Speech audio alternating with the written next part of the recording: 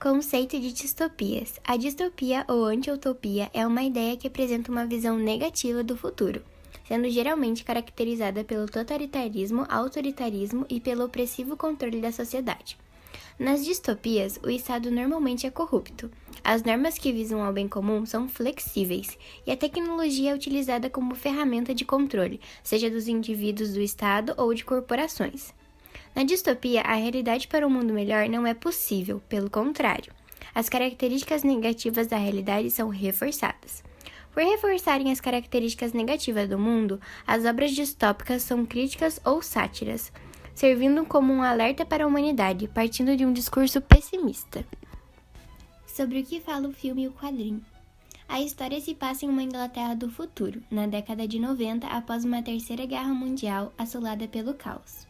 Um governo autoritário surge para estabelecer a ordem, através de manipulações políticas e ideológicas de um partido fascista, que caça direitos civis e impõe uma forte censura nos meios de comunicações, reprimindo violentamente os seus opositores.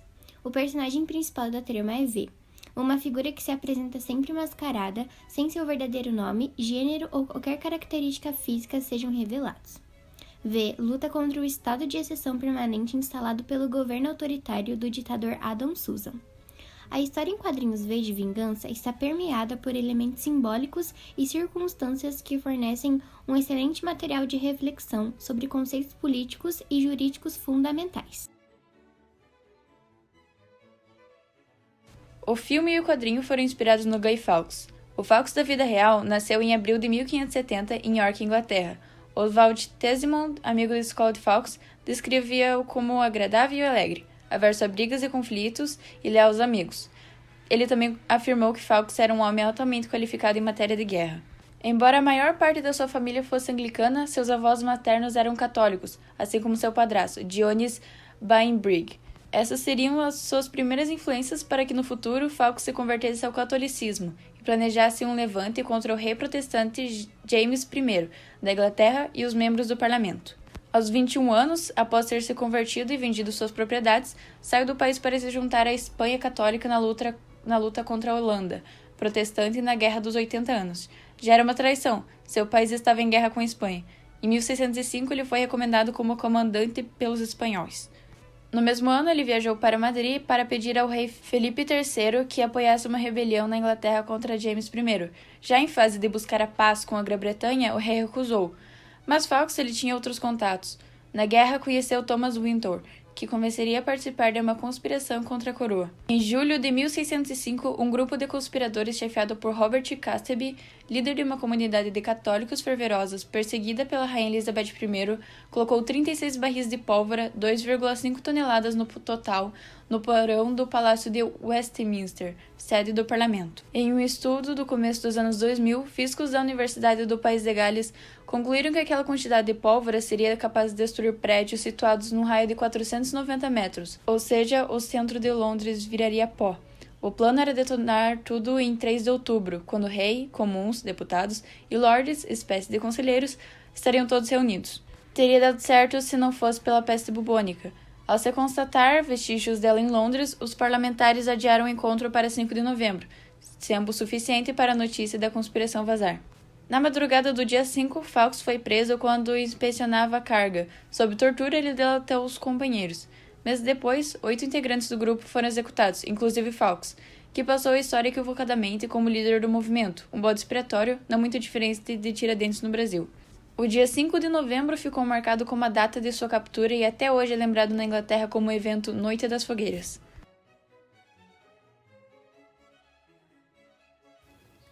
V pede para que a população inerte se manifeste. Na primeira invasão à TV, V reclama da postura da sociedade, falando que a passividade dela legitima as posturas autoritárias e excludentes de Adam Susan. Ironicamente, o herói mascarado fala que a população deve ser demitida, já que não está trazendo nenhum tipo de resultado para a empresa. Ou seja, o povo passivo é tão ruim quanto um ditador no poder, porque a sua falta de ação respalda os atos do governo. Já que não existe nenhuma oposição contra eles, para que mudar? Ao final, V, já como Eve, dá ultimato para a população, questionando todos para agir ou viver na mesma vida que estavam. O povo finalmente se revolta e ataca diretamente os policiais. Sob o argumento da necessidade emergencial de se manter a paz após um momento crítico, o governo da história em quadrinhos V de Vingança suprime qualquer tipo de participação do povo ou do parlamento nas decisões políticas. O ditador, a cabeça, tem em suas mãos o controle absoluto das forças do Estado.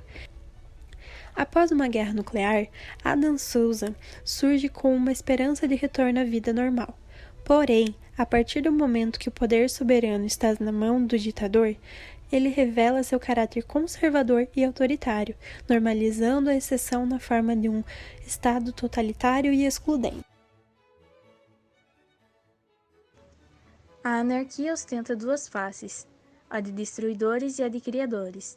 Os destruidores derrubam impérios, e com os destroços, os criadores erguem mundos melhores. O povo não deve temer seu Estado, o Estado deve temer seu povo. Os artistas usam a mentira para revelar a verdade, enquanto os políticos usam a mentira para escondê-la. Ideias não são só carne e osso, ideias são a prova de balas. Possibilidade da realização da discussão hoje. Como o filme fala basicamente sobre se revoltar contra um governo autoritário, a chance de acontecer no Brasil hoje é enorme. Com o governo Bolsonaro, sabemos desde o começo que ele erradica minorias, negros, pobres, LGBTQ+, e etc. A geração Z nunca esteve mais ativa em cada um desses movimentos. Um exemplo é o Black Lives Matter, que ocorreu faz pouco tempo. Nos Estados Unidos, a chance de ocorrer também é enorme, com o Trump no governo. V de Vingança certamente influenciou vários jovens a se revoltarem e serem contra ambos os governos. A figura anti-herói é utilizada amplamente nos dias de hoje para representar ideais, se tornando onipresente em protestos e passeatas que tratam desde a queda do sistema financeiro às mais simples reivindicações. A máscara se tornou um emblema do ativismo moderno. A máscara é o símbolo do Anonymous, grupo ativista, hacker que vem realizando ataques sistemáticos a grandes empresas ao redor do mundo.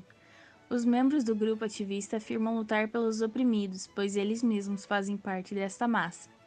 Em um texto publicado pelo site da rede britânica BBC, Alan Moore afirma também ficar satisfeito ao ver sua obra sendo usada como símbolo para o radicalismo moderno.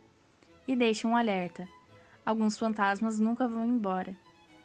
Teve também 2 grandes ataques esse ano. O grupo tornou público uma suposta ação judicial contra Donald Trump, presidente dos Estados Unidos, acusando de estupro, abuso sexual, violência física e outros crimes.